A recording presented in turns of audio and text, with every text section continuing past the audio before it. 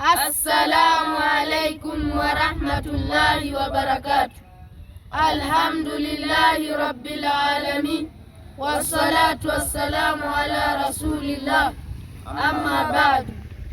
Inna Allaha wahidun la sharika la, hakika Allah ni mmoja hana mshirika. Maneno haya si sentensi ya kawaida, bali ni sauti ya ukweli inayogonga mlango wa moyo wa mwanadamu. Ni ujumbe unayemwambia kila aliyechoka kuwa hauna miungu wengi wa kuwategemea, bali unaye Mola mmoja anayekusimamia kwa kila kitu. Ni neno linalomkumbusha aliyepotea kuwa usitawanyike katika hofu, mali na dunia, kwani hivyo vyote chanzo chake ni kimoja, na chanzo cha hivyo vyote ni Allah.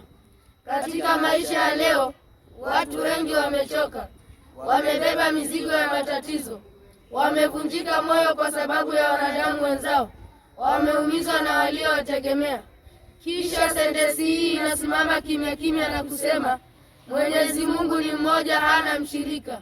Maana yake ni kwamba hakuna anayeshindana naye katika kukulinda, hakuna anayechukua nafasi yake katika kukupa riziki, hakuna anayejua kilio cha moyo wako kama anavyokijua yeye. Wala shay'an mithluhu, wala hakuna chochote kilicho mfano wa Allah. Katika zama hizi za kuabudu watu, mali, viongozi na matajiri, kauli hii inakulinda kutokana na kuwainua watu kulita mipaka, kuwategemea watu kuliko Allah, kuvunjika moyo wanapokusaliti. Assalamu alaikum wa rahmatullahi wa barakatuh.